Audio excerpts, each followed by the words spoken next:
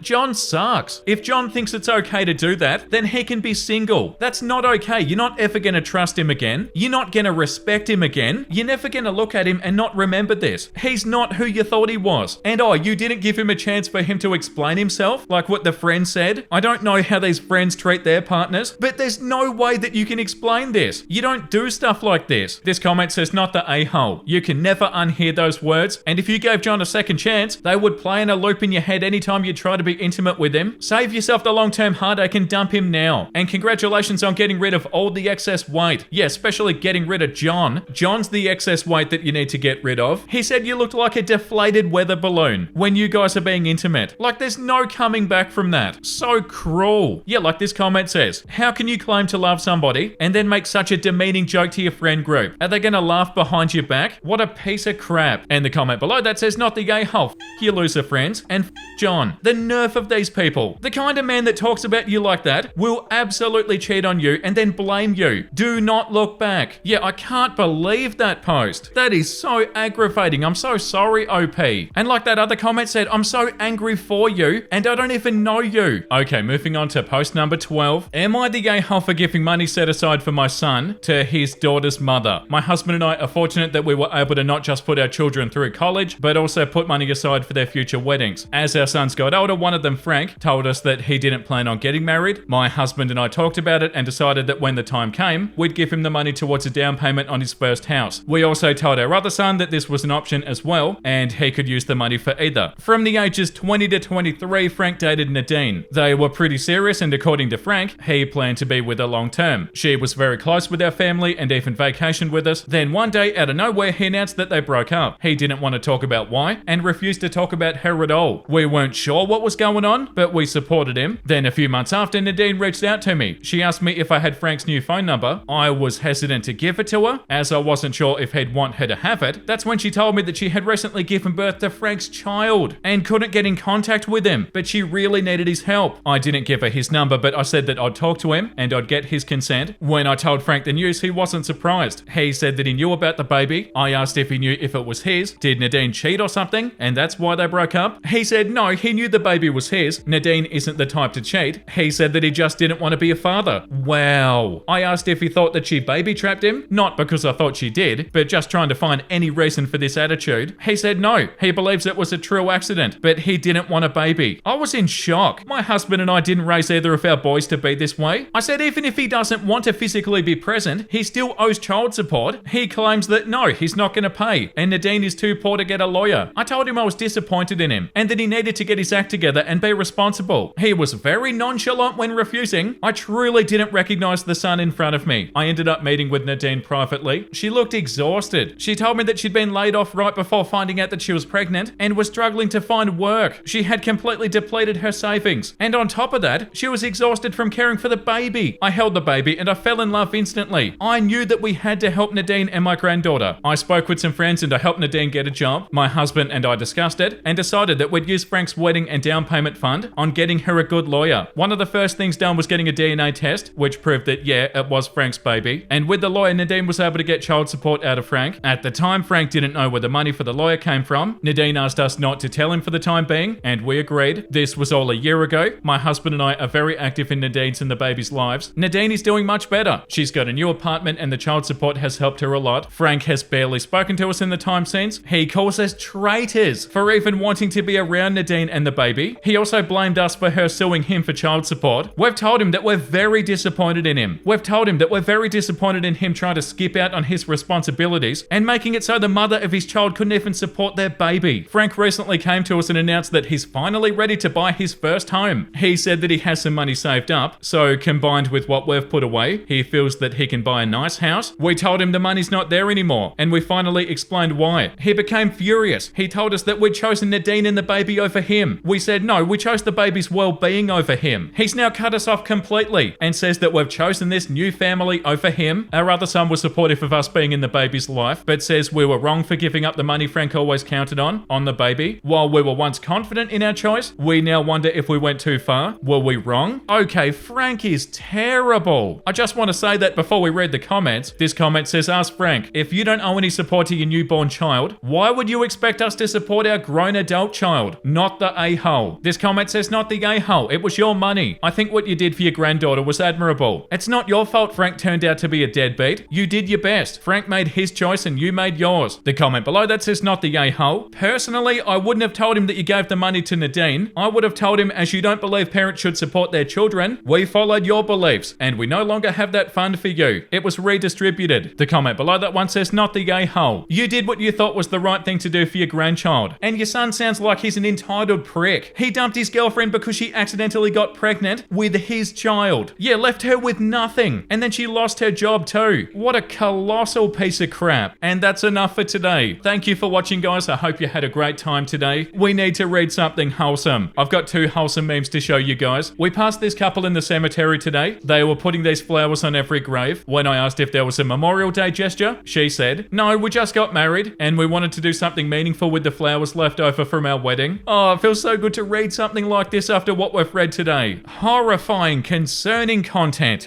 followed by something wholesome and beautiful. That's so awesome that these people did that. And this one too. Sorry, I'm talking a lot. I could listen to you talk about things that you're passionate about all day. Oh, that's so beautiful too. So cute and a beautiful place to end the episode. Thank you for watching, guys. I hope you had a great time today. If you did, make sure you let me know down below in the comment section. And the comment of the day today goes to Spider Gamer. Day 225 of telling the Vincey fam god-awful jokes I heard on the internet. That's a lot of days, Spider Gamer. Thank you so much. Why don't vampires eat cows? Because they don't like steaks. That's a good joke, not a god-awful joke. I really appreciate that. And I really appreciate the fact that you've commented 225 god-awful jokes into the comment section. That's so awesome. And thank you for the support. And thank you all for the support, everybody. Make sure you look after yourself and make sure you have a beautiful, amazing rest of your day. And I'll see you in the next episode. Bye!